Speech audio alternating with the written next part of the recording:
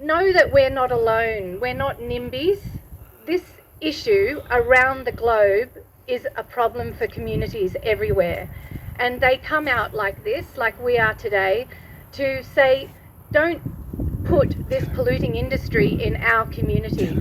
It doesn't matter which way you want to cut it, whether you're told that this is new technology, this is not like the old Dickensian incinerators that spew out poisons, these are modern things that Sweden does. The reality is that incinerators burn waste, create pollution. It doesn't matter which way you want to look at it, it happens, and they release dioxins, nanoparticulates, heavy metals, PFAS, forever chemicals, and they don't just release it out the stack, they also make toxic ash. So for every 4 tonne of waste burnt, you get 1 tonne of toxic ash. 25% of the waste turns into toxic ash. That has to go somewhere. It should be in a hazardous waste landfill where it's protected from leaching into the groundwater and going any further. But we're here talking about things like putting it into road base or putting it into concrete and using it for construction material, which is essentially getting hazardous waste and spreading it further in the environment, and almost like sort of trying to dilute it and pretend it's not there. This is highly toxic waste. The ash problem is never talked about. It's just like, oh yeah, the ash problem, we don't want to talk about that. They're busy talking about how they can control the pollution going out the stack, and yes, pollution equipment has improved, but not to the point where you're not getting dioxins, deadly dioxins out the stack. Australia has signed up to international legislation that says we're not supposed to be doing any new industry that produces dioxins, so why are we even talking about this? Just from that point alone. Now, just from the point of view of waste, the residual waste that they're proposing to burn in such an incinerator is essentially all the plastic and stuff that we don't know how to recycle yet. It should be the diminishing fraction of the waste, because we're getting better at recycling, we're getting better at taking the organics out of the waste stream and composting. We should be reducing the amount of waste that we create through better design and so on. We have that capacity, we know how to do that. So this is a diminishing fraction of waste that they're proposing to burn. But what actually happens once these things get up and running is they start putting everything in there, because they're like a hungry beast that needs to be fed 24 hours a day, 7 days a week, and the contracts that they make the council sign up to are for at least 2 decades. So 20 years of pollution coming into your environment and spreading beyond further into the northern rivers, thousands of trucks delivering that pollution, a license to keep basically manufacturing plastic, which, as we know, is a fossil fuel. We're having a climate crisis. We cannot afford to have another 20 years of a machine that's going to allow plastic to just keep being produced and burnt and pretending we're making energy. On the energy front, it is the dirtiest form of energy there is. It's dirtier than coal and gas. If you imagine you get all that feedstock in, it's a whole jumble of waste and different types of plastics, and you burn that, it's not a clean burn. It's like, you know, when you burn wood and you end up with some ash. This ash is very toxic. So in terms of the plastic waste and the fossil fuel connection, it's just not a path we can go down.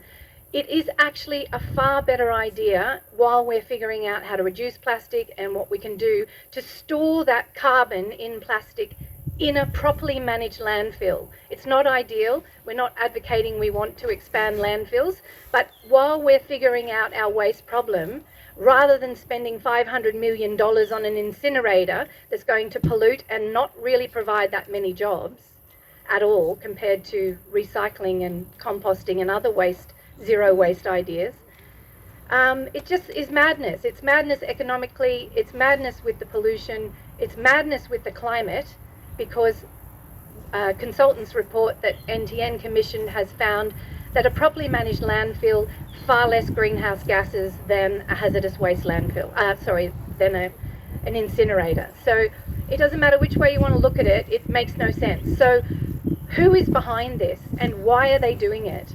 I'd really like to know. I've got my suspicions and I'll be careful about what I say, but it's outrageous that that level of influence is going on from unelected representatives in the community who are obviously lobbying mates in Sydney, which found your area nominated in a piece of legislation. Now we need to stop that. We can stop it. We know what to do with waste. We have zero waste policies that are effective in other countries. San Francisco diverts 80% of its waste, and it's knowing what it's doing with the 20% residual waste. It's not building an incinerator. So thank you for coming out. We can win this. I really think we can win this. We don't need an incinerator. It's looking backwards. It's not looking forwards. It's not what this community needs. And thank you very much for turning out today. Some of you might know I don't have a very good reputation, but I'm a good woman. I'm a good person in general, once you get to know me. But as you know, I travel around the country and I'm always fighting for country, fighting for the animals, fighting for the wildlife, fighting for the environment, the trees, the water, because it's not just our problem, it's everybody's problem. When we allow these companies to come into, they want to use the bush for their waste, and we have a responsibility, all of us, no matter, see me, I don't see colour. I wasn't brought up being taught, by colour. My old people, they taught me differently. They taught me how to respect one another. See, creator spirit, no colour. Creator spirit, no gender. And that's the way I was brought up.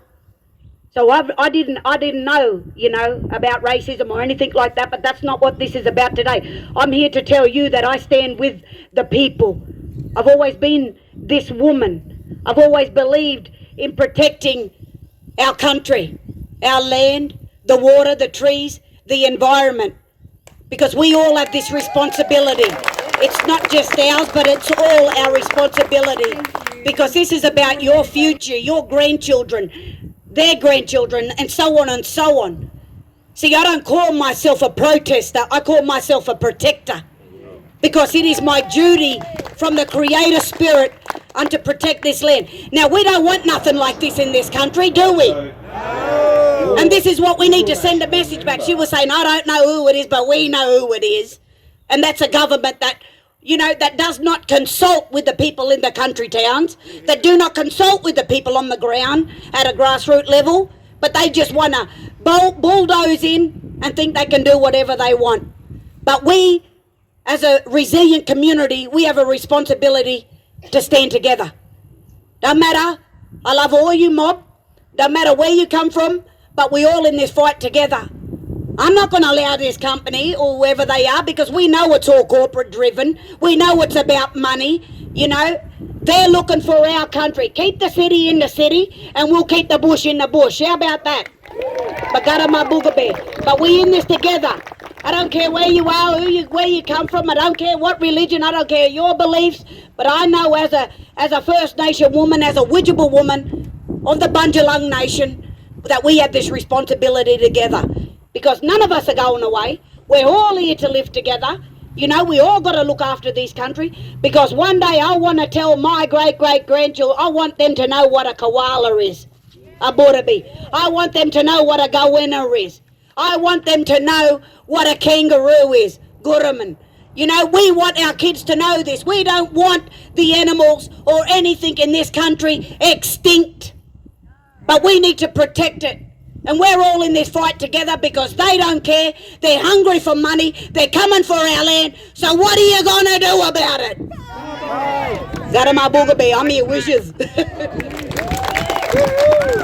Wonderful to see how many people care for our future.